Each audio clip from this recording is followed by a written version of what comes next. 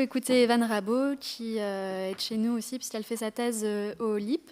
Et elle travaille du coup sur le rôle de l'alcool dans les violences sexuelles au sein de l'université.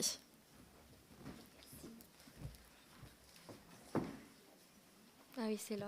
Là, je peux changer avec ça. Ok, trop bien. Bonjour. Alors déjà, je voulais remercier le LIP et le LPNC d'avoir organisé les RJC. Donc c'est la 5e fois, si je dis pas de 6e fois, pardon. Et donc je les remercie de me donner l'occasion de pouvoir vous présenter mon travail aujourd'hui. Présenter la méta-analyse que j'ai réalisée lors de ma première année de thèse sous la direction de Laurent Bègue et en collaboration avec Brad Bushman, donc qui porte sur le lien entre la consommation d'alcool et la perpétration d'agressions sexuelles. Alors, du coup, on va commencer en introduction par quelques définitions, comme ça on est sûr qu'on parle tous de la même chose, mais une agression sexuelle est définie comme tout comportement forcé ou coercitif utilisé pour avoir une activité sexuelle avec un ou une partenaire qui ne veut pas ou qui ne peut pas consentir à l'acte. Et le viol, c'est une forme d'agression sexuelle définie comme toute pénétration orale, anale ou vaginale, sans consentement, par la force, la menace de lésion corporelle ou la violence. Donc ici, on va parler d'agression sexuelle ou de violence sexuelle, et c'est des termes qui vont regrouper aussi le viol. Également quelques chiffres clés. Donc, une femme sur 3 est victime d'agression sexuelle au cours de sa vie, et une méta-analyse qui a été réalisée sur 131 études, a révélé un taux moyen d'agression sexuelle chez les étudiants de 17,5% pour les femmes, de 7,8% pour les hommes et de 18,1% pour les personnes transgenres, non-binaires et de genres divers. Alors, plus particulièrement, nous, on s'est intéressé au rôle de l'alcool dans l'apparition des agressions sexuelles. Et donc, on voit que l'alcool est présent dans 9 cas sur 10 d'agressions sexuelles. Donc, c'est une statistique qui est assez élevée, puisqu'elle prend en compte à la fois la consommation d'alcool par l'auteur, mais également par la victime. C'est pour ça que c'est un chiffre qui est assez élevé. Néanmoins, c'est un chiffre qui est quand même assez parlant et qui nous montre, du coup, l'implication de l'alcool dans les agressions sexuelles. Donc du coup, pourquoi ? Eh bien, on a tout d'abord des effets pharmacologiques, puisque l'alcool va venir donc du coup diminuer l'inhibition, notamment en réduisant les freins comportementaux et en facilitant les comportements impulsifs. Également, l'alcool a des effets stimulants, il peut augmenter l'excitation et l'activation générale chez les individus. L'alcool va venir également altérer les fonctions exécutives, il va perturber les capacités notamment de raisonnement, d'attention, d'organisation et de flexibilité mentale.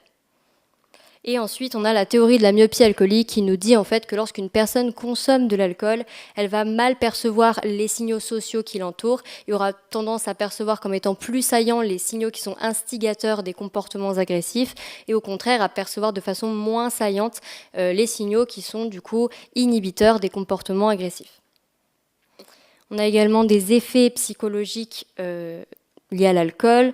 Donc là, c'est la théorie des attentes, en fait, qui nous explique que les personnes ont tendance à se comporter en lien, en fait, avec la façon dont elles pensent que les autres se comportent également lorsqu'il y a consommation d'alcool. Et donc, en fait, excusez-moi. Et donc, en fait, on va se retrouver, par exemple, avec des hommes qui vont mal percevoir les signaux que peuvent produire des femmes. Par exemple, ils peuvent trouver qu'une femme est plus sexuellement intéressée que ce qu'elle ne l'est réellement. Et également, on assiste au fait que les comportements sexuels sont normalisés lorsqu'il y a consommation d'alcool. Donc, comme je l'ai dit, nous, on s'est intéressé au rôle de l'alcool et plus précisément au rôle de l'alcool qui a été étudié en laboratoire. Donc la méta-analyse porte uniquement sur des études expérimentales. Et donc je vais vous parler un petit peu de comment est-ce qu'on opérationnalise l'agression sexuelle et la consommation d'alcool en laboratoire. Donc tout d'abord, je vais vous parler du processus d'alcoolisation. Donc les participants, ils arrivent au laboratoire et ils consomment soit une boisson alcoolisée, soit une boisson qui ne contient pas d'alcool, donc la condition contrôle. Puis ensuite, on leur fait passer un éthylomètre qui permet donc de contrôler le taux d'alcool et donc de s'assurer de la bonne manipulation expérimentale. Et ensuite, on présente un scénario aux participants. Donc, je vais d'abord vous présenter les mesures d'intention comportementale qui sont mesurés en laboratoire. Donc, lorsque le scénario est présenté, il peut être présenté sous forme de vignette, sous forme de stimulus audio ou sous forme de vidéo. Et en fait, donc là, on a une interaction entre les deux protagonistes qui sont présentés. Dans toutes les études qui ont été incluses dans la méta-analyse, c'est une agression perpétrée par un homme sur une femme. Et donc, du coup, il y a une agression sexuelle qui est présentée aux participants. Et donc, on demande aux participants de se mettre à la place de l'agresseur et de dire à quel moment ils auraient arrêté l'interaction, ou le participant se serait engagé. Sinon, on peut aussi lui demander d'indiquer à quel moment le comportement du protagoniste devient problématique. Après, on a aussi des mesures comportementales en laboratoire qui sont beaucoup plus rares, mais qui existent quand même pour des raisons évidentes. On a tout d'abord l'imposition de contenu sexuellement explicite. Donc là, c'est lorsque le participant arrive au laboratoire et il a le choix entre deux images, une image avec du contenu sexuellement explicite et une image neutre. Et il doit choisir entre les deux images, de les montrer en fait à une compère qui a spécialement dit au préalable qu'elle ne souhaitait pas voir d'image avec un caractère sexuellement explicite. Du coup, dans ce cas-là, ce qui est utilisé, c'est plutôt le nombre de photos à caractère sexuellement explicite qui va être imposé ou la durée d'exposition à ces photos. Sinon, on a aussi les vidéos interactives et ou la réalité virtuelle qui sont du coup des mesures plus écologiques.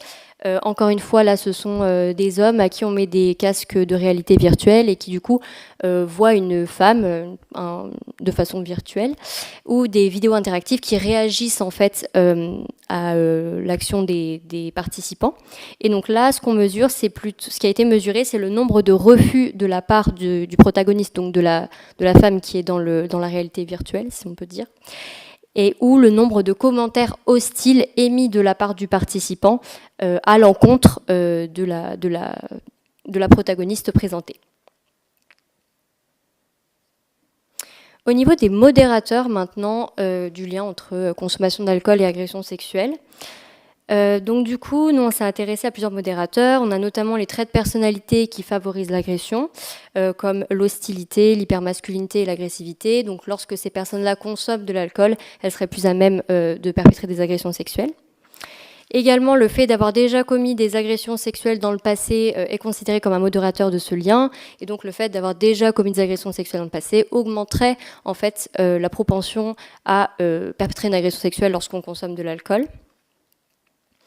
Et également les attentes relatives à la consommation d'alcool, à quel point on s'attend à ce que les comportements sexuels soient normatifs lors de consommation d'alcool. Donc ça fait référence à la théorie des attentes que je vous ai présentée en introduction et qui du coup fait que si on a des plus grandes attentes relatives à cette consommation d'alcool en termes de sexualité, eh bien on aurait une plus grande propension à perpétrer d'agressions sexuelles si on a pu consommer de l'alcool.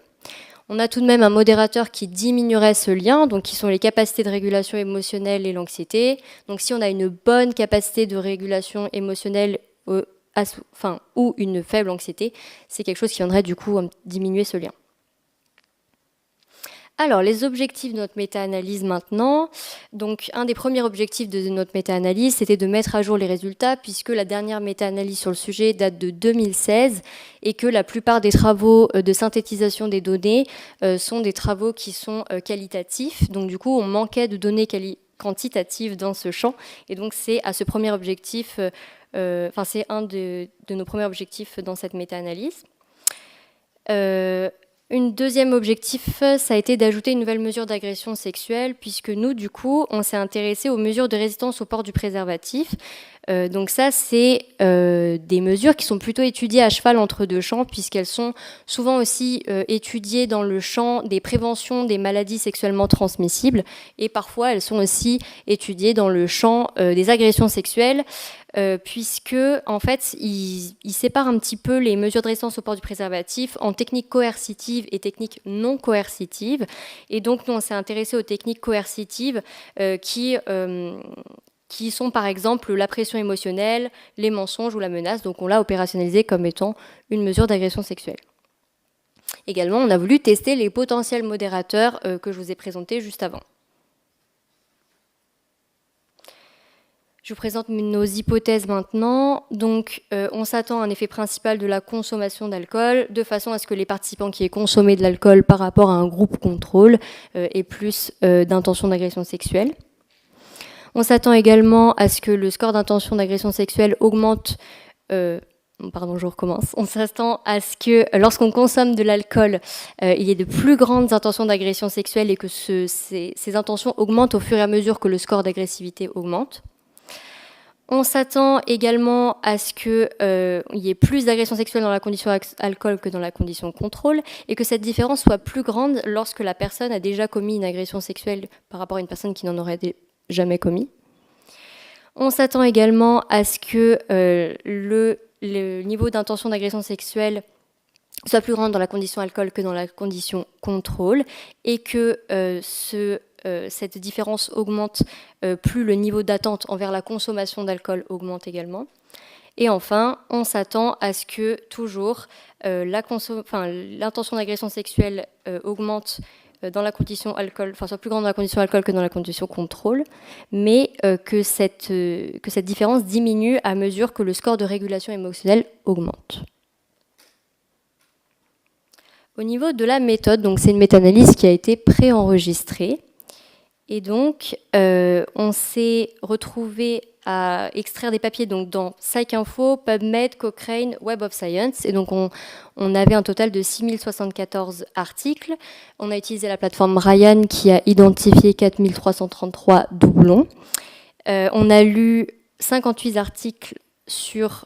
On a lu 3463 articles sur la base du titre et de l'abstract. Et du coup, on s'est intéressé plus précisément à 58 articles à la fin qu'on a lus en entier. 36 ont été inclus dans la revue de la littérature et 34 ont été inclus dans la méta-analyse. Le codage a ensuite été réalisé par 4 personnes. Et donc, je vais vous présenter assez brièvement les résultats de la revue systématique pour des questions de temps. Donc, ça sera plutôt quelque chose de descriptif, mais on s'est retrouvé avec 94,5% d'échantillons qui provenaient des États-Unis, donc avec des Américains, 91,6% d'hommes, 75% de personnes âgées de 21 à 35 ans, et la très grande majorité, il faudrait que je vérifie, peut-être tous des buveurs sociaux. Et donc du coup, on voit qu'on a un échantillon qui est très très similaire. Au niveau de l'utilisation des paradigmes, donc on a 60% de nos études incluses qui avaient utilisé les vignettes, 16,6% les simili audio, 13,9% les vidéos et 8,4% l'imposition de contenu sexuellement explicite. Donc on n'a pas de réalité virtuelle qui a été inclus dans notre méta-analyse. Au niveau de la répartition des mesures, donc les mesures d'intention d'agression sexuelle concernent 75% de nos mesures et les mesures de résistance au port du préservatif représentent 25% de nos mesures. Au niveau des résultats, donc on a réalisé la première méta-analyse sur l'entièreté de nos VD, donc c'est-à-dire avec à la fois les mesures d'intention d'agression sexuelle et de résistance au port du préservatif. Donc on s'est retrouvé avec 33 études, 5519 participants. Et donc, on observe un effet global significatif de la consommation d'alcool sur la perpétration d'agressions sexuelles. Donc, on est sur une taille d'effet G de Edge qui est à 0.25. Donc, c'est une taille d'effet qui correspond à une version, à un dé de Cohen légèrement corrigé. Donc, c'est très similaire au dé de Cohen en termes d'interprétation. On a réalisé une deuxième méta-analyse, donc uniquement sur les mesures dites d'intention d'agression sexuelle. Et donc là, on avait 22 études et 3010 participants. Et donc, on observe un effet significatif de la consommation d'alcool sur la perpétration d'agressions sexuelles, avec une taille d'effet G de Edge de 0.23, donc légèrement inférieure à celle d'avant, mais tout de même très similaire. Et ensuite, on a fait du coup la méta-analyse sur les mesures de résistance au port du préservatif uniquement. Et donc là, on avait 9 études, 2432 participants. Et on observe un effet global significatif de la consommation d'alcool sur la résistance au port du préservatif, avec une taille d'effet de 0.28, encore une fois, légèrement supérieure, mais très similaire. Au niveau de nos interactions, donc du coup, on s'est retrouvé avec très peu d'études qui étaient incluses par modérateur, puisque pour le premier modérateur, on était à 4 études, le deuxième, on était à 3 études, le troisième à 3 études. Et si vous avez une bonne mémoire, vous vous rappelez qu'il y avait 4 modérateurs au début. Alors, on n'a pas pu tester le quatrième pour la simple et bonne raison qu'on s'est retrouvé avec une étude, donc on ne peut pas faire de méta-analyse sur une étude. Donc, aucun de nos modérateurs n'est significatif. Je reviendrai dessus après. Mais donc du coup, si on rappelle un petit peu les résultats, la consommation d'alcool augmenterait donc significativement la probabilité de commettre une agression sexuelle avec des tailles d'effet qui se situent entre 0,23 et 0,28. Et aucun de nos modérateurs n'est significatif. Alors, il y a le facteur... il y a le facteur il y a très peu d'études par modérateur qui sont incluses et donc du coup probablement un manque de puissance statistique. Mais il est aussi possible que en fait, l'alcool ait un effet assez stable, quel que soit le modérateur, sur la perpétration d'agressions sexuelles. Et donc dans ce cas-là, on irait plutôt sur des résultats qui vont dans le sens de la théorie de la myopie alcoolique que je vous ai présentée au début de l'introduction, qui nous dit qu'en fait, peu importe qui consomme l'alcool, ça augmenterait les risques de perpétrer une agression sexuelle. En termes d'implication un petit peu des résultats maintenant, donc du coup, ce qu'on a trouvé intéressant, c'est qu'il faudrait privilégier des interventions plutôt à large échelle plutôt que de cibler des individus à haut risque, puisque aucun de nos modérateurs n'est significatif ici.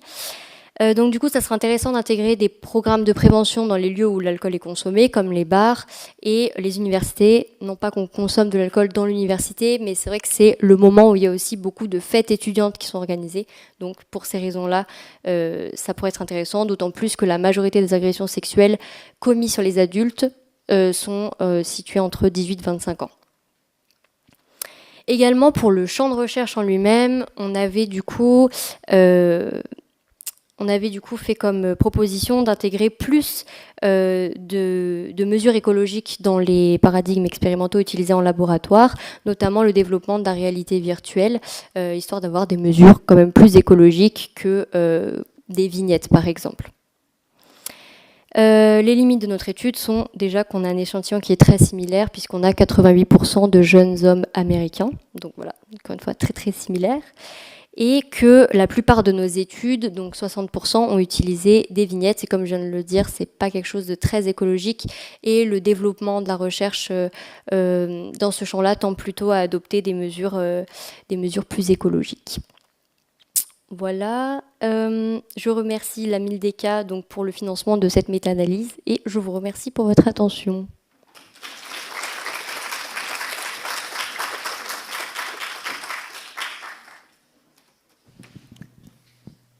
On va à nouveau prendre un petit temps pour les questions.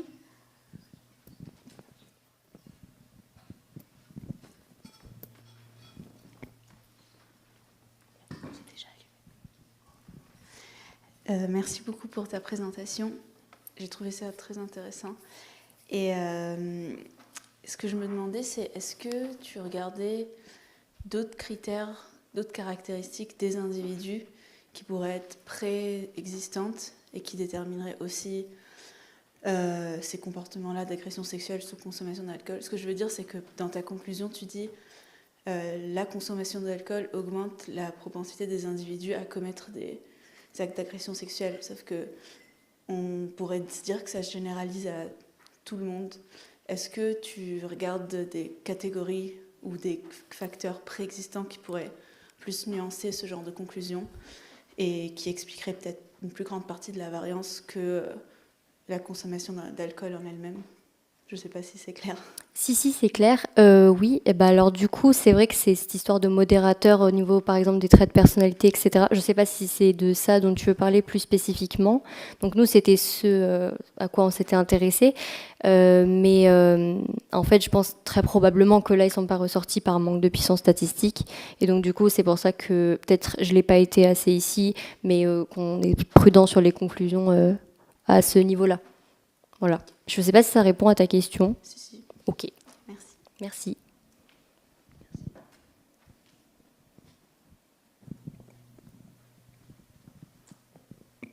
Merci pour ta présentation. Je ne suis pas très familière de la façon dont on fait une méta-analyse. Par contre, je suis un peu plus familière des revues systématiques. Et en général, on utilise des échelles pour évaluer la qualité des études. Est-ce que ça a été fait dans ton cas? Et si oui, est-ce que tu en as tenu compte dans ton interprétation des résultats? J'arrive à ma diapo. La diapo. Bon, j'avais prévu des petites diapos. Voilà. Donc, effectivement, on a utilisé une échelle... La robe, très bien. Micro, hein, mais... Non, moi non plus. On a utilisé une échelle d'évaluation de la qualité des études. Donc, nous, on a utilisé le ROP2 Tool. Ouais. Donc, le problème de ce genre d'outils, c'est qu'ils sont adaptés à des revues systématiques dans le champ de la clinique. Et donc, du coup, c'est vrai que nous, avec des études expérimentales, c'était pas très bien adapté. On n'avait que ça à disposition, à ma connaissance. Voilà, donc j'ai pris l'outil qui était le plus adapté, en tout cas. Et c'est vrai qu'on peut voir que l'évaluation de la qualité des études ici ressort avec voilà, donc, la moitié de mes études avec des hauts risques et la moitié de mes études avec des sérieux doutes. Donc c'est lié au fait que déjà la plupart des études qui ont été incluses, elles sont assez vieilles. Ouais, c'est ce que j'avais remarqué, c'est tout ma question. Oui. Ça, c'est sûr que c'est une grosse limite aussi. Et c'est le fait également que déjà l'outil n'est pas très bien adapté, mais aussi c'est vrai que nous, du coup, on avait essayé de l'adapter au mieux. Et par exemple, un des critères, c'était le préenregistrement des études. Et j'avais aucune étude préenregistrée. Enfin voilà. Donc oui, on a réalisé l'évaluation de la qualité des études. Cependant, pour répondre à ta deuxième question, on n'a pas tenu compte de ça, on n'a pas pondéré nos résultats par la qualité des études. Bon, la plupart des études sont très très similaires de toute façon dans leur qualité, mais c'est vrai que c'est quelque chose qu'à la limite on pourrait envisager. Ouais. Si jamais j'ai des outils autres que la robe qui peut être plus intéressante pour d'autres trucs. Ouais, carrément.